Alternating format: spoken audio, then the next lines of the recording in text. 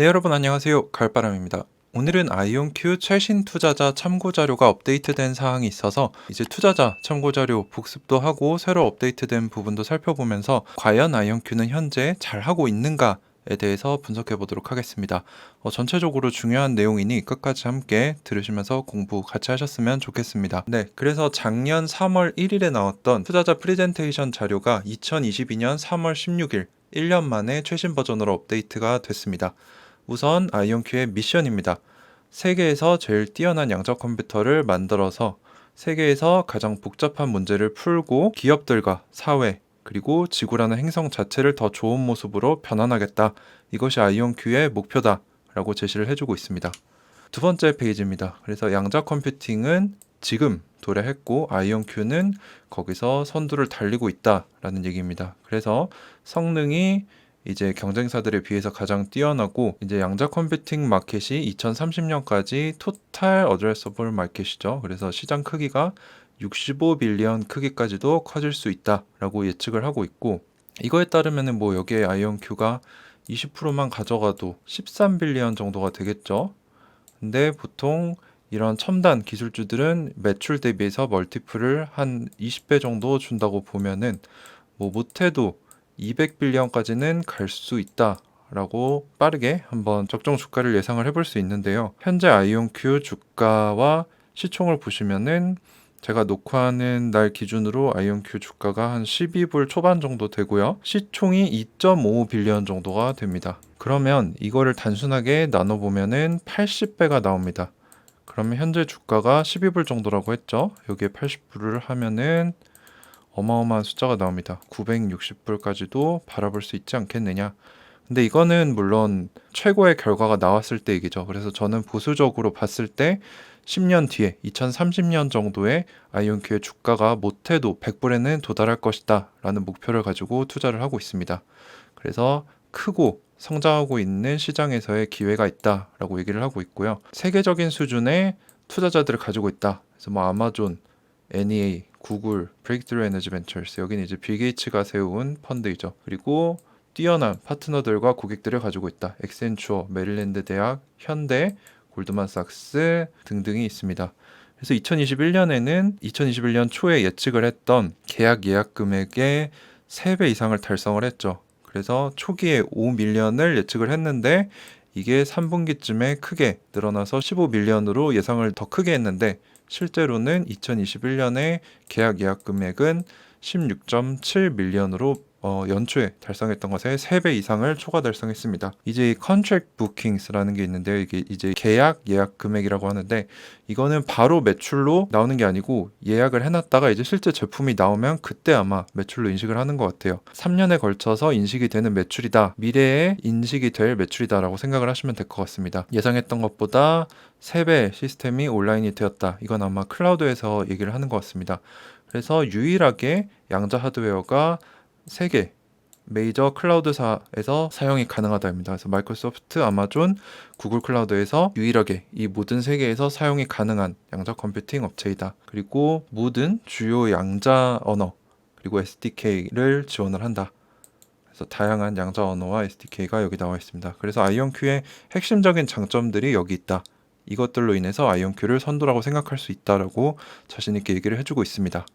그리고 이제 산업의 전문가들이 선구자들이 이끌고 있다라고 해서 뭐 이분들은 다 아시죠? 이제 사장님인 피터 제프맨 보시면은 이제 MIT의 AI 랩 이제 AI의 아버지라고 불리우는 마빈 민스키라는 분 아래에서 16살부터 일하기 시작했다. 그래서 실제로 기술적으로도 아주 뛰어난 분인데 이제 아마존 프라임 이제 며칠 안에 미국 전역에 주문한 게 도착하도록 하는 약간 쿠팡의 로켓 배송과 비슷한 거라고 보시면 됩니다. 근데 여기를 2014년부터 2019년까지 이끈 기술 리더라고 보시면 될 것 같고요. 뭐 이것뿐만 아니라 금융, 뭐 비행, 이 리더 테크놀로지 뭐 이런 분야에서 여러 회사들을 세웠다가 성공적으로 엑시트를 했다. 그러니까 회사를 세우고 키우는 경험도 있고 기술적인 백그라운드도 있기 때문에 아주 뛰어난 인재다. 이분을 사장님으로 선택한 거는 아주 탁월한 선택이었다. 저는 생각을 합니다. 그래서 아마존 출신이시고 공동 설립자인 두 교수님이 계시죠. 먼저 크리스토퍼 먼로 교수님은 공동 설립자이자 수석 과학자신데 이제 양자 로직 게이트를 처음으로 데이빗 와일랜드라는 분이 계시죠. 이분은 이제 노벨 물리학상을 받으신 분입니다. 그만큼 뛰어난 미국에서 가장 뛰어난 석학 중에 한 분인데 이분 밑에서 같이 이 양자 로직 게이트를 구현하는 일을 했었습니다. 그리고 25년 이상 양자 컴퓨팅 분야에서 일을 했었고 이온 트랩 방식의 양자 컴퓨팅의 근본이 되는 기술들 다수를 개발을 했다. 그래서 여기 보시면은 인용된 횟수가 4만 회가 넘고요. 그리고 여기 H 인덱스라는 게 이제 개별 연구자의 연구 업적과 성취 그리고 학계에 미치는 영향력을 자연수로 표현한 것이다. 우스갯소리로 학자의 전투력이다라고 얘기가 나오는데요. 83이면 굉장히 높은 숫자라고 합니다. 크리스토퍼 먼로 교수님은 메릴랜드 대학교 NIST에서의 경력이 있다. 그리고 우리가 잘 알고 있는 김정상 교수님이 공동 설립자 그리고 최고 기술 담당자 CTO로 일하고 계시죠. 그래서 2001년에 미국에서 가장 뛰어난 연구소 중에 하나인 벨랩스에서 이제 세계 신기록을 깼다. 뭐냐면은 세계에서 가장 큰 광학 스위치를 만들었다라고 합니다. 20년 이상 양자 컴퓨팅 분야에서 일을 하셨고 지금 연구를 하고 계시는 듀크 대학교의 랩에서는 양자 시스템을 사이즈를 줄이는 분야에서의 세계에서 최고 수준이라고 합니다. 그리고 제가 자주 연락하는 최고 재무 담당자인 토마스 크레이머 오파워라는 기업의 CFO로서 2011년부터 2016년까지 IPO 그리고 오라클에 인수 당하는 것까지도 담당을 했었고 시벤트라는 회사에서도 코파운더 CFO로 일을 했고 그래서 매출이 전혀 없는 기업에서 800명 임직원 규모와 시장에서 우위를 가져가는 회사로 키워냈다고 합니다. 그래서 토마스 크레이머 이분은 또 하버드 출신이시더라고요. 그래서 상당히 뛰어난 분이다. 그리고 이분이 눈에 들어옵니다. 이분에 대해선 저도 익숙하지 않은데 아마 최근에 영입을 한 인사인 것 같아요. 그래서 톰 존스라고 해가지고 Chief People Officer, 제가 보니까 HR 담당자, 인사 쪽 최고 담당자인 것 같습니다. 그래서 블루 오리진, 이제 다들 아시죠? 아마존 계열사이면서 이제 우주 분야를 연구하고 있는, 로켓 분야를 연구하고 있는 기업인데 여기서 600명 수준에서 3,000명 수준까지 회사가 몸집을 키울 때 인사 채용 담당자 역할을 해서 이것을 통해 유인 우주 비행을 가능하게 했다라는 거죠. 그리고 허니웰, 마이크로소프트에서의 경력이 있는데 어떤 경력이냐면은 이런 두 기업과 같은 혁신 기술을 가진 기업에서의 인재 채용, 이제 사람들에 대한 관리를 담당을 했었다는 거죠. 그래서 경쟁사인 허니웰 그리고 아주 뛰어난 기술 기업인 블루오리진, 마이크로소프트 출신으로서 아마 제가 이 부분을 미루어 봤을 때 아이온큐가 몸집을 키울 때 탁월하고 적절한 인재들을 잘 뽑아서 관리할 수 있는 적합한 사람이라고 판단을 해서 데려온 것 같습니다. 또 블루오리진이면 아마존 계열사인데 또 사장님이 아마존 출신이기 때문에 아마 친분이 있지 않을까라고 예측이 되는 부분이 있습니다. 자, 다음은 이제 양자 컴퓨팅의 성숙도가 어떻게 단계로 나누어지느냐 해가지고 이제 보스턴 컨설팅 그룹에서 나왔던 그 리포트를 기반으로 해서 단계를 3개로 나눴습니다. 1단계는 이제 여기서 발생하는 영업이익이 2에서 5빌리언 정도로 여기서 제일 중요한 도전점은 에러율을 줄이는 것, 에러 리덕션이고 페이스 2, 두 번째 단계는 여기서 발생하는 영업이익은 25에서 50빌리언 정도. 여기서 제일 중요한 점은 에러 커렉션. 양자 컴퓨터의 내재적인 결함이 아주 높은데 에러율이 높은데 이걸 이제 줄이는 수준에서 고칠 수 있는 수준까지 가야 된다는 거죠. 그리고 페이스 3가 마지막 단계인데 여기서 발생하는 영업이익은 450에서 850빌리언으로 여기서 중요한 점은 이제 그 한 개의 양자 프로세서, 양자 QPU를 여러 개를 모듈성으로 해가지고 연결하는 아키텍처. 그래서 이거를 통해서 아주 큰 단일 양자 컴퓨터 시스템을 만드는 것이 관건이다 라고 얘기를 하고 있습니다.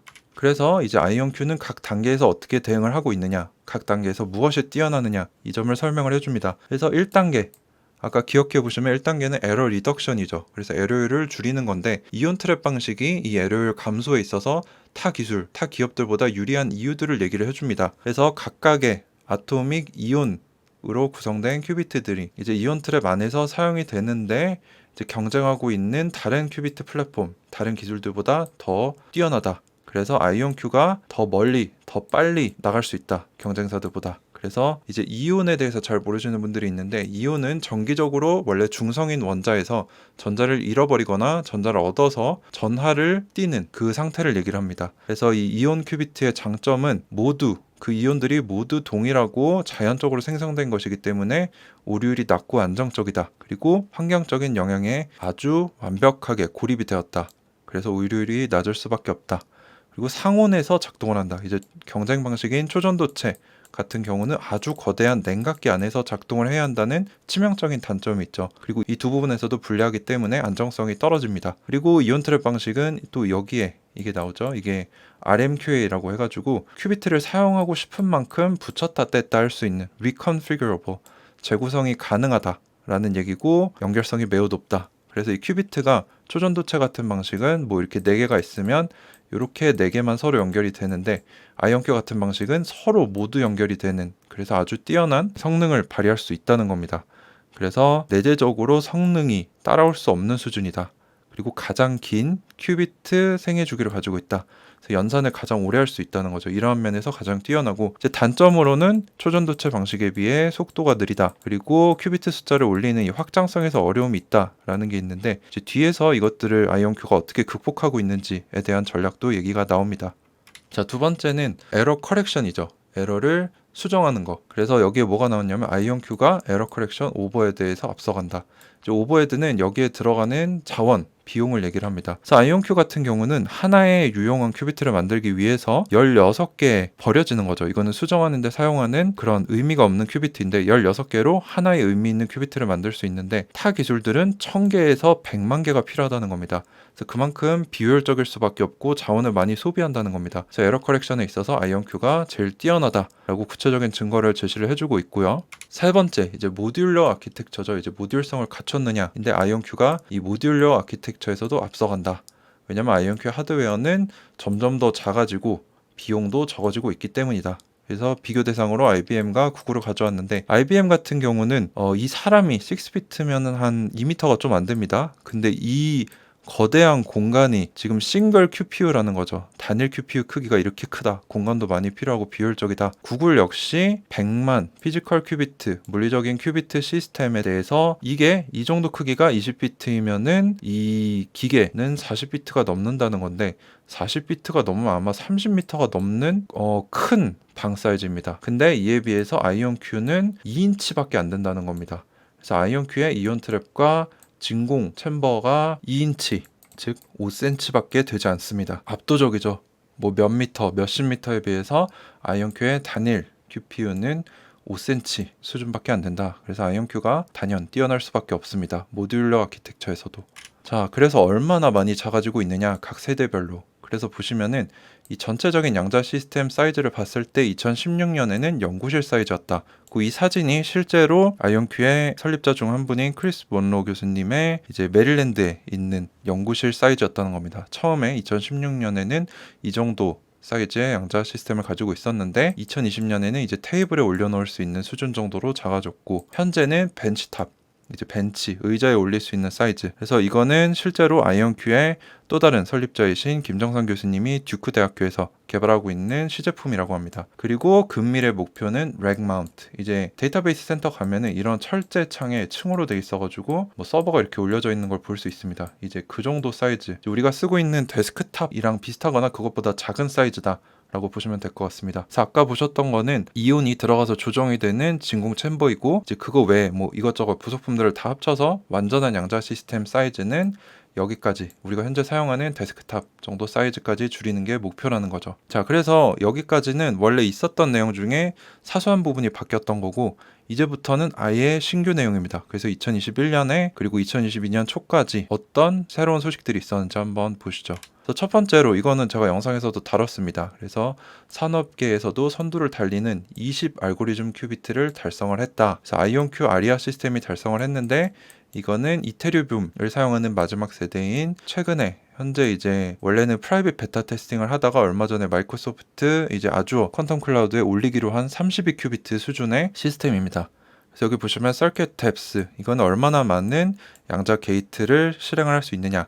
그리고 서킷 위스는 알고리즘 큐비트 숫자, 그러니까 실제로 알고리즘에 신뢰할 수 있을 만한 결과를 낼 수 있는 알고리즘 큐비트 숫자입니다. 둘 다 크면 클수록 좋겠죠. 보시면은 아이온큐가 압도적으로 앞서고 있습니다. 이제 아이온큐는 32큐비트, 퀀티넘 같은 경우는 10큐비트, IBM은 27큐비트, 리게티는 최신 시스템인 80큐비트. 여기서 큐비트는 물리적 큐비트를 얘기를 하는 거고요. 그래서 비교를 하면은 뭐 초전도체 시스템은 상대가 안 됩니다. 보시면은 그래서 핑크색 네모가 실제로 알고리즘을 실행을 했을 때 신뢰할 수 있을 만한 결과가 나오는 그 영역을 얘기를 하는데 아이온큐가 압도적으로 크죠. 그래서 실행할 수 있는 게이트 수가 500개가 넘습니다. 근데 초전도체 방식은 뭐 한 20개 정도밖에 되지 않죠.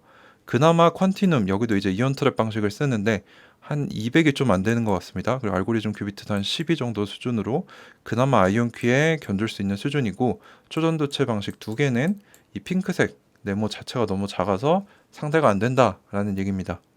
자, 그 다음 소식으로는 이제 얼마 전에 원래 아이온큐가 이테리움이라는 소재를 큐비트를 만드는 데 사용을 했는데 바리움이라는 소재로 바꿨죠.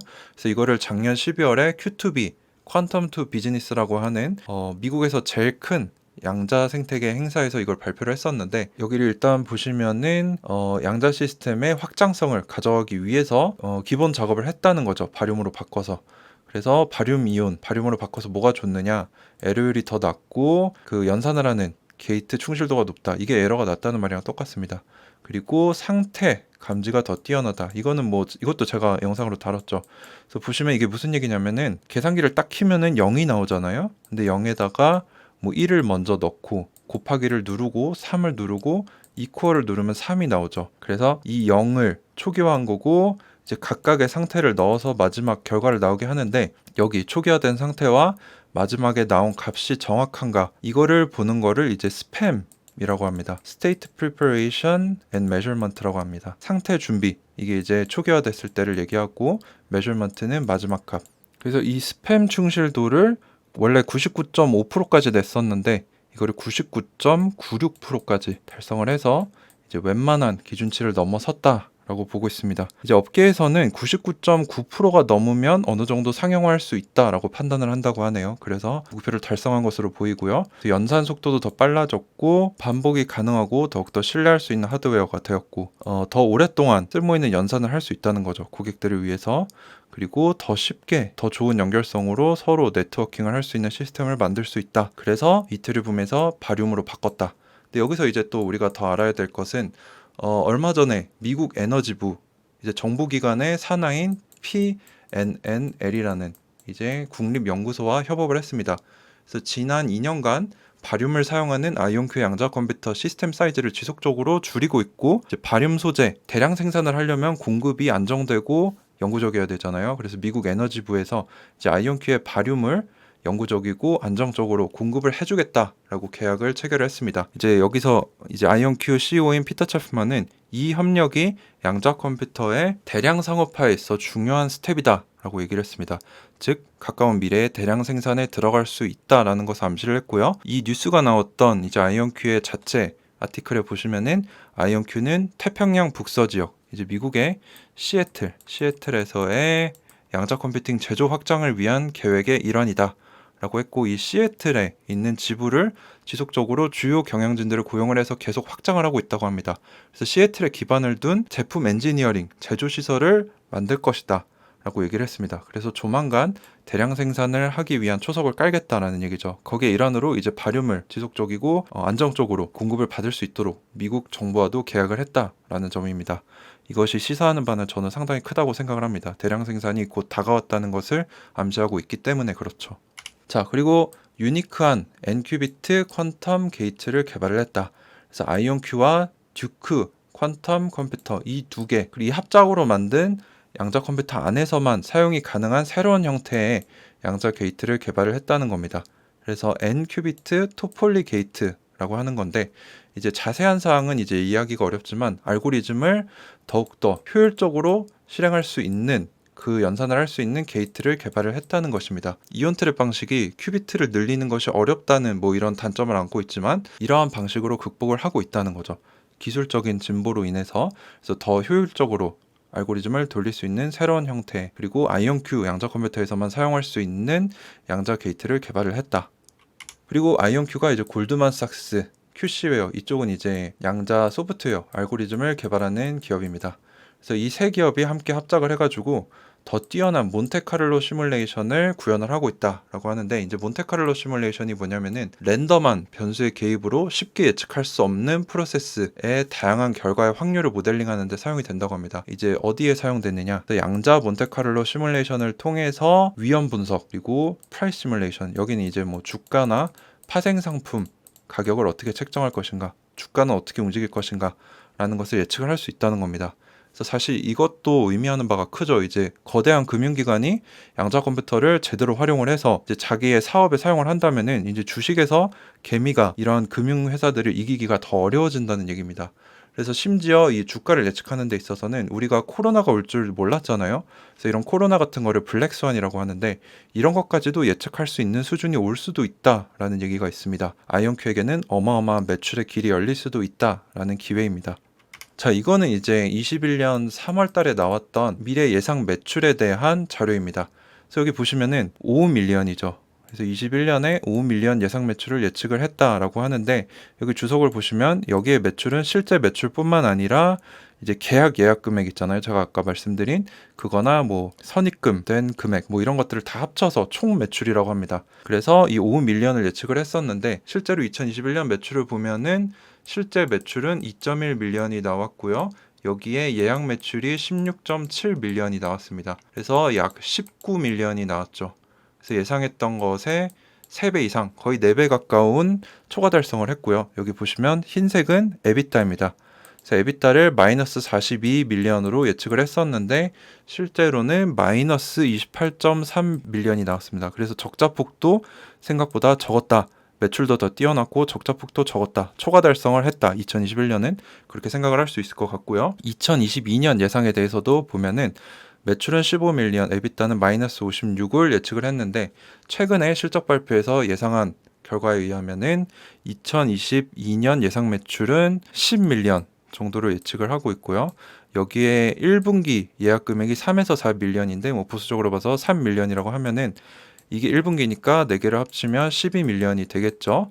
그리고 이 외에도 제가 이제 실적 발표 영상에서 말씀을 드렸는데, 양자 시스템 통으로 팔아서 판매 계약 예약금을 100 밀리언 정도를 가져올 수 있다라고 얘기를 했습니다. 근데 이게 3년에 걸쳐 인식이 된다고 했으니까 나누기 3을 하면 뭐 이것도 보수적으로 보면 30 밀리언 정도 되겠죠. 그래서 이 세 개를 다 합치면은 거의 뭐 작게 봐도 50 밀리언입니다. 그래서 실제로 예측했던 15 밀리언의 3배 이상을 달성할 수 있을 것으로 보이고요. 적자폭은 이제 에비타로 보는데 예상치는 마이너스 55로 1년 전에 예측했던 거랑 거의 비슷합니다. 근데 매출이 엄청나게 3배, 4배 수준으로 2021년에 달성을 했고 2022년에도 3배, 4배 수준을 달성할 것으로 기대가 된다. 즉 로드맵을 초과 달성하고 있다라고 판단을 할 수가 있습니다. 자, 그래서 오늘 공부했던 것의 결론입니다. 그래서 아이온큐는 2021년 한 해 동안 다양한 기술 발전 결과를 보여줬고 신규 파트너십도 여러 개 맺었습니다. 그래서 계획했던 바를 착실하게 이뤄가고 있는 아주 좋은 모습, 그런 것들을 우리 투자자들에게 신뢰를 주는 모습들을 계속 줬고요. 특히 실적 발표에서 예상 매출 1.6 밀리언을 초과 달성하는 2.1 밀리언을 달성을 했고, 아까 말씀드렸다시피 21년 초에 예측한 계약 예약 금액 3년에 걸쳐 인식이 되는 매출이다. 이게 5 밀리언으로 예측을 했는데 연초에는 3분기에는 15 밀리언, 실제로는 16.7 밀리언으로 한 해를 마무리했다.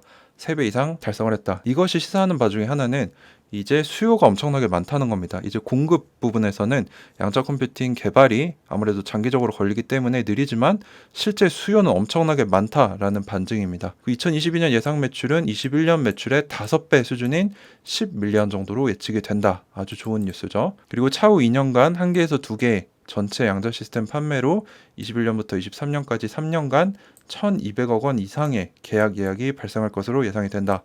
즉 어마어마한 매출 증가가 예측이 된다는 거죠. 그래서 2021년 3월 투자자 발표 자료에 매출 예상을 초과 달성했고 2022년도 초과 달성할 것으로 예측이 된다. 아주 잘하고 있다. 그리고 타임즈 선정 가장 영향력 있는 100대 기업 안에 들어가는 영광을 누렸습니다. 그래서 결과적으로 제가 드리고 싶은 말씀은 아이온큐의 미래는 제 예상보다 훨씬 더 빠르게 실현이 되고 있고 아주 잘하고 있고 밝다라고 결론을 내릴 수 있을 것 같습니다. 네, 그래서 오늘은 아이온큐의 최신 투자자 참고자료 업데이트와 이제 이전에 나왔던 자료들과 실제 실적 그리고 현재 진행 상황들을 비교를 하면서 아이온큐가 과연 잘하고 있는가 라는 질문에 대한 답변을 찾아봤고요. 결론은 yes, 아주 잘하고 있다 라고 결론을 내릴 수 있을 것 같습니다. 네, 오늘도 긴 영상 끝까지 시청해 주셔서 감사드립니다. 가을바람이었습니다.